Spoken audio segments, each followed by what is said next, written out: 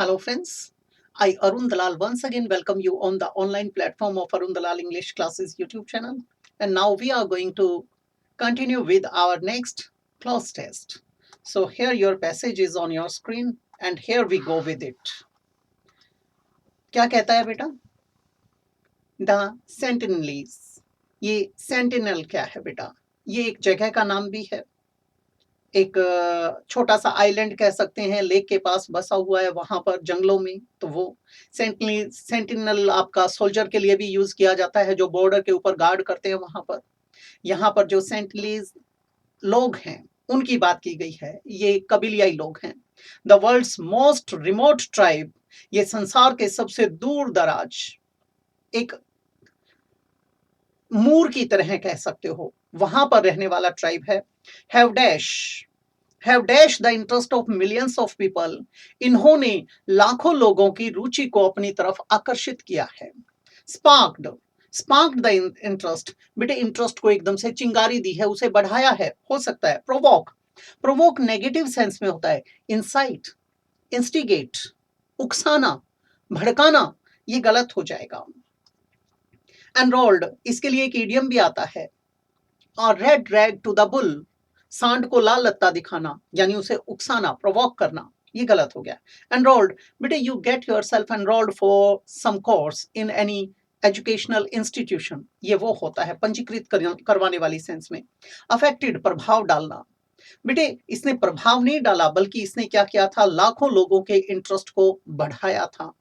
जब आपको ये पता चलता है कि फला जगह पर इस प्रकार के कबीलियाई लोग पाए जाते हैं जो पूरे संसार से, मॉडर्न वर्ल्ड से कटे हुए हैं, तो आपके अंदर एक इंटरेस्ट पैदा होता है कि आप उनके बारे में जानने की कोशिश करें। तो ये कुछ इसी प्रकार का था।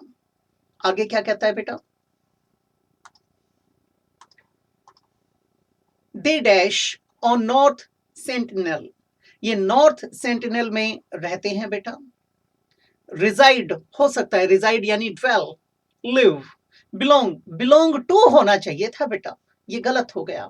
या हेल फ्रॉम होना चाहिए था, कम फ्रॉम होना चाहिए था। कैरी ढोने के लिए आ गया, गलत हो गया। विजिट नहीं बात बनी, क्या आ जाएगा? रिजाइड। A little island covered with forest, ये एक छोटा सा आइलैंड है बेटा जो किससे है, आपके जंगलों से घिरा हुआ है। That is about the size of Manhattan, इसका साइज कितना है? लगभग मैनहट्टन के इक्वल है। They continue to reject any interaction with outsiders, बेटे वे हर प्रकार का कोई भी आपका क्या है, इंटरेक्शन है, जो भी आउटसाइडर वहां जाना चाहता है, उनके साथ कम्युनिकेट करना चाहता है, उनके लाइफ में इंटरफेयर करना चाहता है, उसको वो रिजेक्ट करते हैं, उनके साथ वो तालमेल नहीं रखना चाहते। एंड असोल्ट एनीवन, और बेटा किसी पर भी वो अटैक कर देते हैं। हु डैश, किस पर अटैक करते हैं? जो कोई भी वहां पर डैश। अप्रोचेस हो सकता है बेटा। कमेंस, ये तो बिगिन के लिए हो गया, स्टार्ट के लिए, शुरू करना, आरंभ करना, गलत हो जाएगा।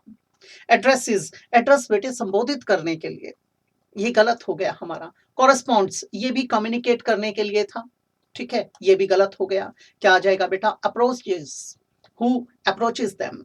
दे hunt collect and fish in the forest, वे क्या करते हैं बेटे? शिकार करते हैं, कुछ चीजें इकट्ठी करते हैं, और बेटे जो फिशिंग है वो भी करते हैं। कहां पर? इन the forest.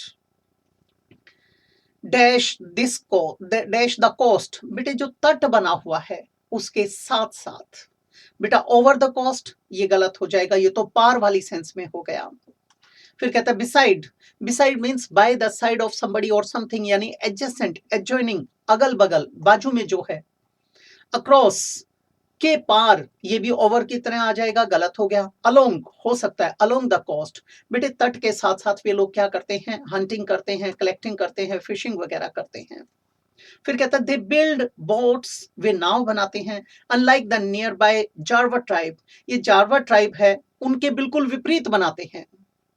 Who only makes, जो ये ट्राइब है ये बनाता है, सिर्फ बनाता है, डैश। अब इसे समझेंगे, ये भी नाव बनाते हैं बेटे, लेकिन इनका क्या था? बिल्कुल विपरीत। अब इसको देखते हैं। अनलाइक मतलब opposite to that thing.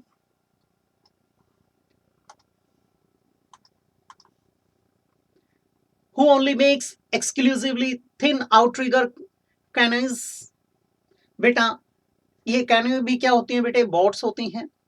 Exclusively, specially हो सकता है। एक्सट्रीमली, एक्सट्रीमली थिन बेटे ये बेटर है, ये गलत हो जाएगा। अबंडेंटली बेटे प्रचुर मात्रा में, प्रचुर हो गया और फिर वो थिन हो गया, ये तो बात बनी नहीं, ये तो प्लेंटीफुल गलत हो गया। नोइंगली, जानबूझकर हो सकता है, लेकिन आगे देखना पड़ेगा। अब हमारे पास दो ऑप्शंस हैं। दैट आर टू नैरो, जो बहुत ही भीड़ी होती हैं, संकीर्ण होती हैं। टू फिट ऑन, दो पैर भी उसमें रखना बड़ा दुभर सा हो जाता है। अब बेटा वो जानबूझकर बनाते हैं, ऐसा तो कुछ भी नहीं आया, तो हम किस पर आ जाएंगे, extremely. Since they are guided and propelled using a pole similar to a punt, वो क्या करते हैं बेटे, जैसे आपने देखा होगा जो कम गहरी झीलें होती हैं उसमें लोग बांस का डंडा सा ले लेते हैं, बैम्बू स्टिक वगैरह लंबी सी, और उससे क्या करते हैं, उससे धकेलते हैं, प्रोपेल करते हैं उसको। Since they are guided and propelled using a pole similar to a punt, these can only be used in shallow waters. ये छिछले पानी में ही यूज की जा सकती हैं। तो ये था हमारा पैराग्राफ, कौन सा, क्लोज टेस्ट। अगली क्लास में आपसे फिर से मुलाकात होगी अगले टॉपिक के साथ। तो जब तक इजाजत चाहूंगा, नमस्कार दोस्तों।